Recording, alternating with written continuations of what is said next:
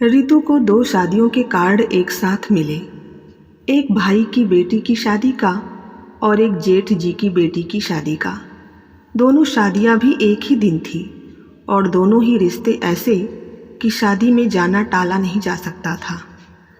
Ritu card को उलट पुलट कर ऐसे देखने लगी जैसे ध्यान से देखने पर कोई न कोई सुराग मिल जाएगा या कोई दूसरी तारीख मिल जाएगी या फिर कोई दूसरी सूरत मिल जाएगी दोनों शादियां अटेंड करने की।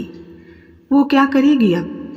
भाई की बेटी की शादी में शामिल नहीं हो पाएगी तो भैया भाभी की नाराज़गी झेलनी पड़ेगी, और अगर जेठ जी की बेटी की शादी में शामिल नहीं हुई तो जेठ जेठानी उसकी मजबूरी समझकर कुछ कहेंगे तो नहीं, पर उनके प्यार भरे उलाहने का सामना कैसे करेगी? किम कर्तव्य विमूढ़ सी वो पास पड़ी कुर्सी पर बैठ गई। अर्णव से पूछेगी तो वे तपाक से कह देंगे कि जो तुम्हें ठीक लगता है वो करो। वो फिर दो राहे पर खड़ी हो जाएगी, या फिर बहुत अच्छे मूड में होंगे तो कह देंगे कि तुम अपने भाई की बेटी की शादी में शामिल हो जाओ और मैं अपने भाई की बेटी की शादी में शामिल हो जाता हूँ। लेकिन वो ऐसा नहीं कर सकती। शाम होने को थी। अंधेरा धीरे धीरे चारों तरफ फैल रहा था। उसका दिल वहाँ पहुँच गया जब उमंगें थी, रंगीन इंद्रधनुषी सपने थे, माता पिता थे, उसकी कुलांचे भरने वाली उम्र थी। वे 2 भाई बहन थे, माता पिता की इकलौती लाडली बेटी। भाई के बाद लगभग 10 सालों के बाद हुई, इसलिए भाई का भी लाड प्यार भरपूर मिला। वो 18 साल की थी जब भाई की शादी हुई। आम लड़कियों की तरह उसके भी कई अरमान थे भाई की शादी को लेकर। काफ़ी लड़कियां देखने के बाद नेहा पसंद आ गई। भाई के सेहरा बांधे देख हर बहन की तरह वो भी खुश थी। भाभी ने जब घर में कदम रखा तो खुशियां जैसे उनके घर के दरवाजे पर हाथ बांधे खड़ी हो गई। भाभी 22 साल की थी, उम्र का फासला कम था। उसे लगा उसे हम उम्र एक सहेली मिल गई। अभी तक तो घर में सभी बड़े थे। 4 साल उसे भाभी के सानिध्य में रहने का मौका मिला। 22 साल की उम्र में उसकी भी शादी हो गई थी। भाभी के आने के बाद घर का माहौल एकदम बदल गया था। पहले माँ काम करती थी तो रितु निश्चिंत होकर अपनी पढ़ाई पूरी करती। माँ भाभी की भी किचन में पूरी मदद करती थी, पर भाभी ना जाने क्यों उससे हमेशा चिढ़ी सी रहती थी। शायद उन्हें लगता था कि यह आराम से अपनी पढ़ाई कर रही है, बाकी सारा काम मुझे ही करना पड़ता है। नई होने के कारण वे अधिक बोल नहीं पाती थी, पर भाव भंगिमाओं से सब जता देती थी। भाभी के हाव भाव समझकर रितु भी किचन में हाथ बटाने की कोशिश करने लगी तो माँ ने टोक दिया, तू जा अपनी पढ़ाई कर, ये काम तो जिंदगी भर करने हैं। वो जाने को हुई तो भाभी बोल पड़ी, पर काम आएगा नहीं तो आगे करेगी कैसे? उसे समझ नहीं आया कि भाभी की बात माने कि माँ की। वो मस्ती कर रही थी। पढ़ने में वो हमेशा कक्षा में अच्छे विद्यार्थियों में गिनी जाती रही। भाभी अपनी चुप्पी के पीछे भी पूरी दबंगता दिखा देती थी। भाई भी उससे अब पहले की तरह बेतकल्लुफ़ नहीं रहते थे। पहले की तरह भाई से फरमाइश करने की उसकी अब हिम्मत नहीं पड़ती थी। भाई कहीं बाहर जाते तो भाभी के लिए कई चीज़ें खरीद कर लाते। वो बहुत उम्मीद से देखती कि शायद उसके लिए भी कुछ खरीद कर लाए हों, पर ऐसा होता नहीं था। उसे किसी बात की कमी नहीं थी, पर भाई का कुछ ना लाना जता देता कि अब उनकी ज़िंदगी में उसकी कोई अहमियत नहीं रह गई है। उसने ये मासूम सी शिकायत माँ से की तो उन्होंने उसे ही समझा दिया, ऐसा तो होता ही है पगली, तेरी शादी होगी तो तेरा पति भी तेरे लिए ऐसे ही लाएगा। पति के लिए पत्नी ही सब कुछ होती है। और लोग कुछ नहीं होते? होते हैं, पर पत्नी से कम ही होते हैं। 2 साल तक भाभी का व्यवहार समझते हुए भी उसने अधिक ध्यान नहीं दिया। उसके लिए भाभी फिर भी अपनी थी, पर भाभी उसे कभी अपना नहीं समझ पाई। उसके 22 की होते होते माता पिता ने उसके लिए लड़का देखना शुरू कर दिया। अर्णव बैंक में अफसर थे। उनके घर में 2 भाई व 1 बहन और माँ थी। वहाँ सब कुछ अच्छा देखकर उसका रिश्ता तय हो गया और फिर उसकी शादी हो गई। उसने सोचा कि अब भाभी के साथ उसके रिश्ते सहज हो जाएंगे।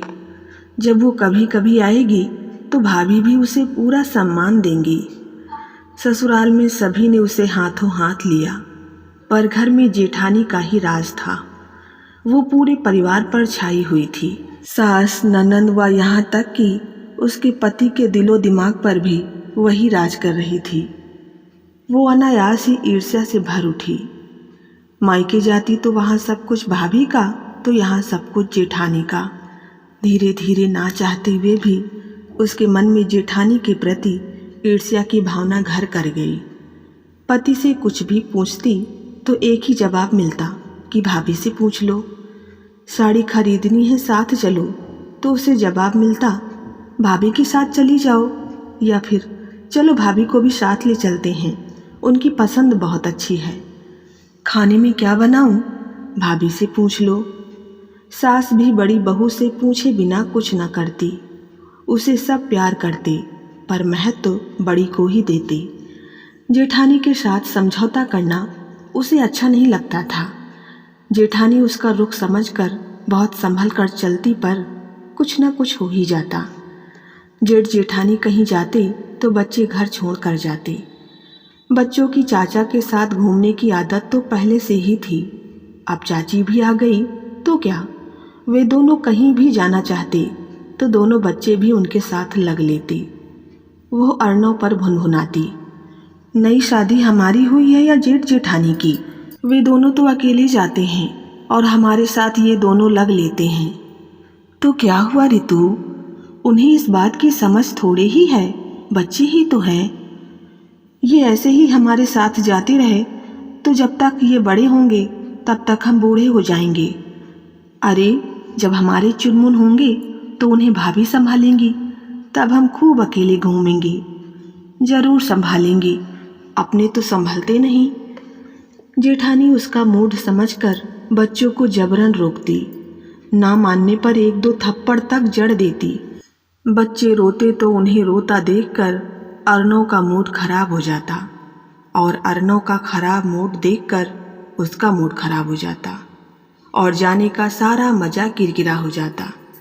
उसे जेठानी पर तब और भी गुस्सा आता, लेकिन जिन बातों में वो जेठानी के साथ समझौता नहीं करना चाहती थी, उन्हीं बातों में अपनी भाभी के साथ समझौता करने की कोशिश करती, उन्हें खुश रखने का प्रयास करती, ताकि उनके साथ संबंध अच्छे बने रहे। भैया भाभी कहीं जाते तो थोड़े दिन के लिए मायके आने के बावजूद वो भाई के बच्चों की देखभाल करती, उन्हें अपने साथ घुमाने ले जाती, चॉकलेट, आइसक्रीम वगैरह खिलाती, पर भाभी उसे फिर भी खास तवज्जो ना देती। रितु उस घर को अभी भी अपना घर समझती, फिर वही पहले वाला हक ढूंढती, पर उसकी सारी कोशिशें बेकार हो जाती। भाभी उससे मतलब का रिश्ता निभाती, इसलिए उनमें आत्मीयता कभी नहीं आ पाई। वो जब जब भाभी के साथ किचन में कुछ करने की कोशिश करती तो भाभी उसे साफ जता देती कि अब उनको उसका अपने किचन में छेड़खानी करना पसंद नहीं। वो 2-4 दिन के लिए आई है, माँ के साथ बैठे और जाए। फिर कुछ समय बाद रितु के बच्चे हुए तो सास बुजुर्ग होने की वजह से उसकी अधिक देखभाल नहीं कर पाई, पर जेठानी ने अपना तन मन लगा दिया, माँ जैसी देखभाल की उनकी। देखा रितु, भाभी कितना ख्याल रखती हैं तुम्हारा। मैं कहता था ना कि उन्हें समझने में तुम गलती कर रही हो। जेठानी की देखभाल से वो पिघलने को होती तो अर्णव की बात से जल भून जाती। पहले बच्चे के समय जब माँ ने बार बार कहा कि अब थोड़े दिन के लिए मायके आ जा, तो 1 महीने के बच्चे को लेकर वो मायके चली आई। अर्णव से कह आई कि बहुत दिनों बाद जा रही हूँ, इसलिए आराम से रहूँगी, तुम्हें तो वैसे भी मेरी ज़रूरत नहीं है। जेठानी ने जाने की बात सुनी तो मना किया, तुम अभी कमज़ोर हो रितु, खुद की व बच्चे की देखभाल नहीं कर पाओगी, यहीं रहो, थोड़े महीने बाद चली जाना। मेरी माँ व भाभी मेरी देखभाल कर लेंगी। भाभी का स्वभाव जानते हुए भी वह बोली। मायके पहुंची तो खुश थी वो। इस बार लंबे समय के लिए आई थी। जब घर पहुंची तो भावुक होकर माँ व भाभी से मिलना चाहा, पर भाभी का उखड़ा मूड देखकर उत्साह पर पानी फिर गया। माँ भी बहुत उत्साहित नहीं दिखी। लगा माँ ने रीति रिवाज निभाने व उसका मन रखने के लिए उसे मायके आने को कहा था। शायद उन्हें सचमुच विश्वास नहीं था कि वो आ जाएगी। ससुराल में जेठानी उसके आगे पीछे घूमकर उसका ध्यान रखती, बच्चे की पूरी देखभाल करती। सास हर समय सबसे उसका ध्यान रखने को कहती। उसका बेटा सबकी आंखों का तारा था। वहीं मायके में माँ की भी काम करने की एक सीमा थी। फिर भी उनका पहला ध्यान अपने पोते पोतियों पर रहता था, नहीं तो बहू की नाराज़गी मोल लेनी पड़ती। भाभी को तो उसकी देखभाल से मतलब ही नहीं था। जो खाना सबके लिए बनता वही उसके लिए भी बनता। एक दिन रात में तबीयत खराब होने की वजह से वो बच्चे की देखभाल भी नहीं कर पा रही थी। माँ ने रोते हुए बच्चे को उठा लिया, पर उसका पेट दर्द रुक नहीं पा रहा था। माँ ने हार कर उसके भाई के कमरे का दरवाज़ा खटखटा दिया। बहुत मुश्किल से भाई की नींद खुली। उसने दरवाज़ा खोला। बेटा, रितु की तबीयत ठीक नहीं है। उसके पेट में बहुत दर्द हो रहा है। क्या माँ, तुम भी ना छोटी छोटी बातों के लिए जगा देती हो। अरे परहेज वगैरह वो कुछ करती नहीं। हाजमा बिगड़ गया होगा, कोई दवा दे देती। बेकार में नींद खराब कर दी। सब कुछ करके देख लिया बेटा, पर दर्द रुक नहीं रहा। तो दर्द की कोई गोली दे दो। इतनी रात में मैं क्या कर सकता हूँ। और तुम भी माँ, कहाँ की जिम्मेदारी ले ली। उसे अपने घर भेजने की तैयारी करो। उनकी जिम्मेदारी है, वही संभाले। सो जाओ, अभी सुबह देखेंगे, कहकर भाई ने दरवाज़ा बंद कर दिया। माँ लौट आई। न रितु ने कुछ पूछा, न माँ ने कुछ कहा। उसने सब कुछ सुन लिया था। सारी रात वो दर्द से तड़पती रही। माँ सिरहाने बैठी रही, पर भाई भाभी ने सहानुभूति जताने की कोशिश भी ना की। सुबह पेट दर्द कुछ कम हो गया, पर तबीयत फिर भी ठीक नहीं थी। लेकिन भैया भाभी ने ये पूछने की जहमत नहीं उठाई कि रात में तबीयत ठीक नहीं थी, अब कैसी है। वो सोच रही थी कि उसकी इतनी तकलीफ में तो ससुराल में रात में पूरा घर हिल जाता, यहाँ तक कि बच्चे भी उठकर बैठ जाते। यहाँ माँ के अलावा सब सो रहे थे। सोचते सोचते उसका मन भारी सा हो गया। किस मृग तृष्णा में बंधी हुई वो बार बार यहाँ आती है और भैया भाभी के द्वारा अपमानित होती है। क्या खून के रिश्ते ही सब कुछ होते हैं। जेठ जेठानी उस पर जान छिड़कते हैं, लेकिन उन्हें वो अपना नहीं समझ पाती। उल्टा चाहती है कि उसका पति भी उन्हें अधिक तवज्जो ना दे। वो बिस्तर पर गमगीन सी बैठी हुई थी। तभी माँ चाय लेकर आ गई। रितु रात की बात से दुखी होंगी ये तो वे जानती थी, पर उनके हाथ में था भी क्या। क्या हुआ रितु, अब कैसी तबीयत है तेरी। माँ स्नेह से उसका सिर सहलाते हुए बोली। अब ठीक है माँ, आपको भी रात भर सोने नहीं दिया मैंने। अरे कैसी बात कर रही है तू। अच्छा चल मुंह हाथ धो ले और चाय पी ले। रितु चुपचाप चाय पीने लगी। माँ ने अपना कप उठा लिया। दोनों चुप थे, पर दोनों के दिल की बातों से परेशान थे। माँ, मेरी तबीयत अगर ऐसी ससुराल में खराब होती तो जेठ जेठानी पूरा घर सिर पर उठा लेते।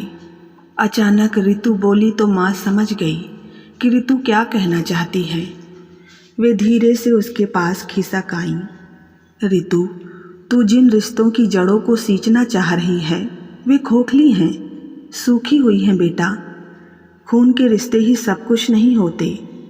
जितनी कोशिश उन्हें अपनी भाभी के साथ बनाने की करती है, उसका अंश मात्र भी अपने जेठ जेठानी के साथ करेगी तो वे रिश्ते लहलहा उठेंगे।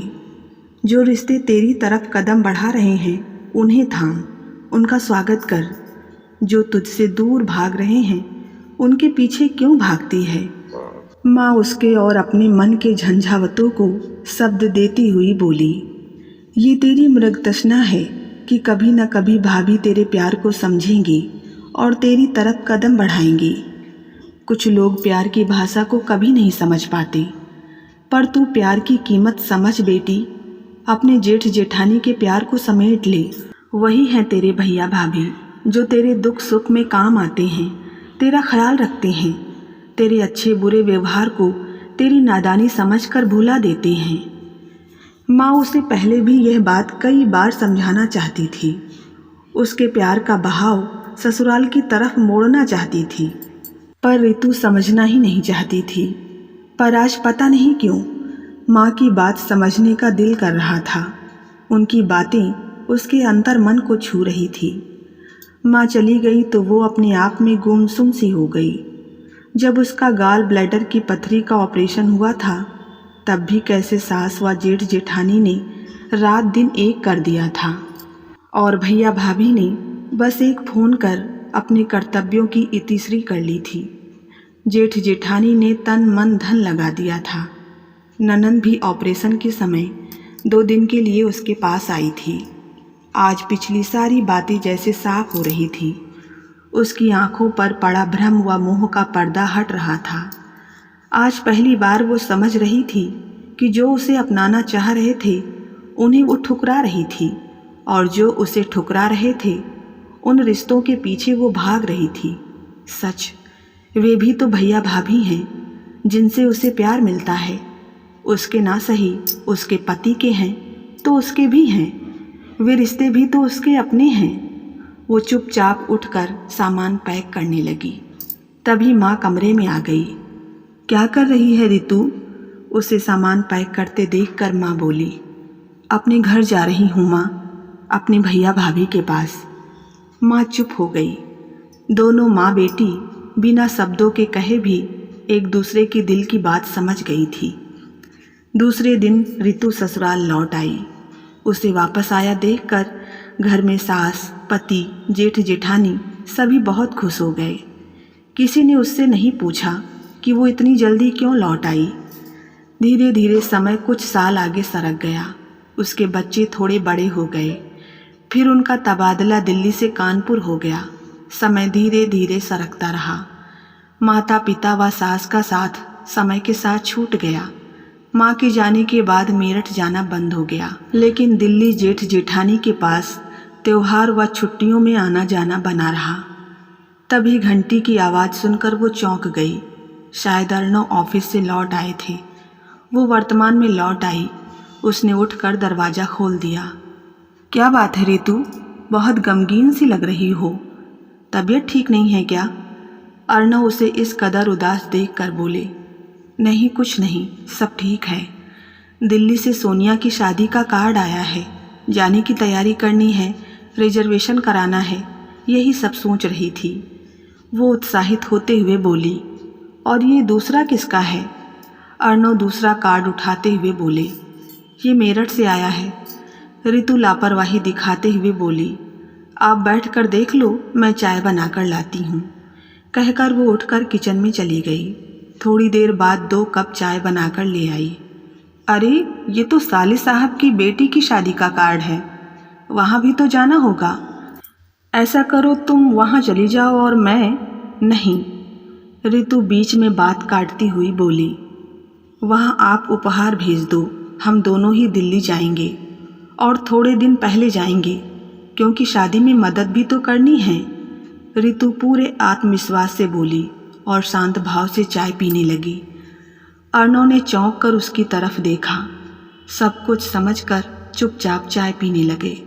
समझ गए कि प्यार व स्नेह के रिश्ते खून के रिश्तों पर भारी पड़ गए हैं। आपस में प्यार और विश्वास नहीं है तो खून के रिश्तों के धागे भी कच्चे पड़ जाते हैं। इसलिए परछाइयों के पीछे भागने के बजाय हकीकत को अपनाना चाहिए। तो बस आज की कहानी में इतना ही। कहानी पसंद आई हो तो वीडियो को लाइक करें। चैनल पर नए हैं तो सब्सक्राइब करना ना भूलें। मिलते हैं नई कहानी के साथ। तब तक के लिए धन्यवाद।